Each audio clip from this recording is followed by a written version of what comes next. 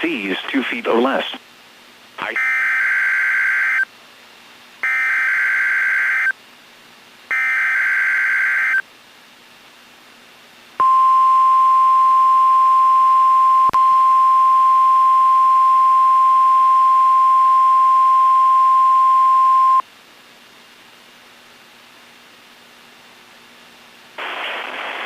This is NOAA Weather Radio, the 24-hour voice of your National Weather Service. The preceding signal was a test of the public warning and alarm for transmitters in the Florida listening area from Ruskin, Florida.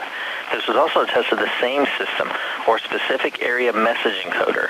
The same system will alert only the county or counties affected by a particular warning.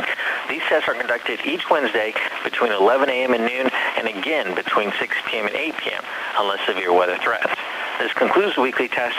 We now return to regular programming.